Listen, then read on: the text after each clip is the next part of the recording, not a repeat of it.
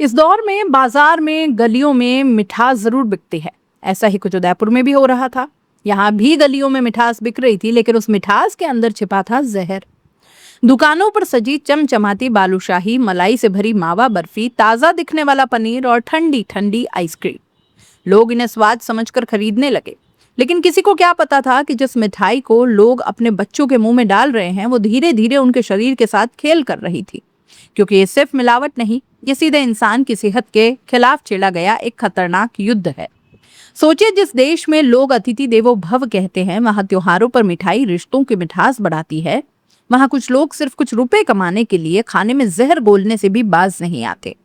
पैसा कमाने की भूख अब इतनी बढ़ गई है कि लोगों को इंसान नहीं, सिर्फ चलता फिरता ग्राहक नजर आता है। उदयपुर से आई इस खबर ने कई लोगों की थाली का सच उजागर कर दिया। उदयपुर शहर और ग्रामीण इलाकों में खाद्य सुरक्षा विभाग ने कई जगहों पर छापेमारी की। जब खाने पीने की चीजों के नमूने जांच के लिए भेजे गए, तो रिपोर्ट देखकर अधिकारियों तक के होश उड़ गए। जांच में कुल 7 नमूने मिलावटी पाए गए, और ये कोई छोटी मोटी चीजें थी नहीं। इनमें आइसक्रीम से लेकर पनीर, मावा बर्फी और सरसों के तेल तक शामिल थे।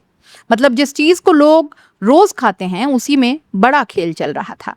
खाद्य सुरक्षा विभाग के नोडल अधिकारी अशोक कुमार गुप्ता के मुताबिक पहले से फेल हुए सैंपलों के मामले में अब कार्रवाई और तेज हो गई है। मैसर्स अंजलि फूड प्रोडक्ट्स की बालूशाही, भैरव दूध डेयरी का पनीर और अंकित गृह उद्योग की मावा बर्फी के खिलाफ चालान पेश हो गया है। इस पूरे मामले का फैसला एडीएम प्रशासन उदयपुर की कोर्ट में होगा। लेकिन कहानी अभी बाकी है। खाद्य सुरक्षा अधिकारी नरेंद्र सिंह चौहान के अनुसार जांच के दौरान कुछ ऐसे नमूने भी सामने आए जो सीधे अनसेफ श्रेणी में पाए गए। भोपालपुरा स्थित कोको मैंगो का कोकोनट वाटर और धूलकोट चौराहा स्थित न्यू लक्ष्मी डेयरी का खुला घी जांच में अनसेफ पाया गया।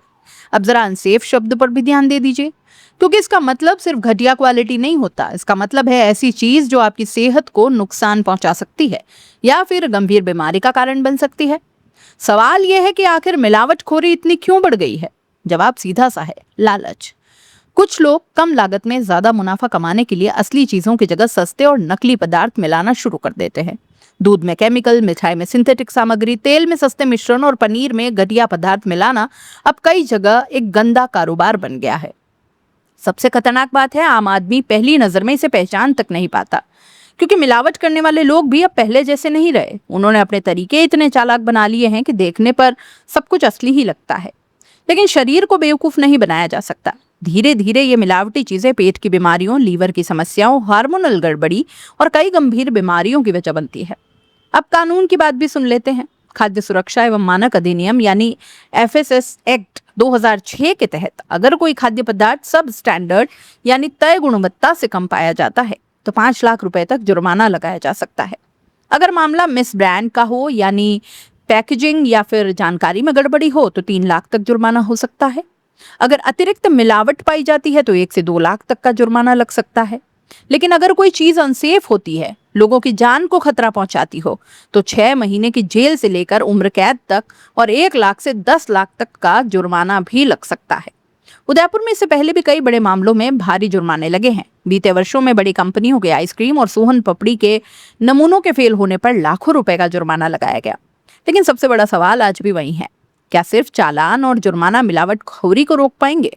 क्योंकि जब तक लोगों की सोच नहीं बदलेगी, तब तक मिठाई के डब्बों के अंदर की मिठास नहीं, शक छिपा रहेगा। जरूरत सिर्फ सरकार की कार्रवाई की नहीं, आम लोगों की जागरूकता की भी है। याद रखिए, मिलावट सिर्फ खाने में नहीं होती। मिलावट जब इंसान की नीयत में भी घुस जाए, तब उसका असर पूरी समाज पर पड़ता ही है।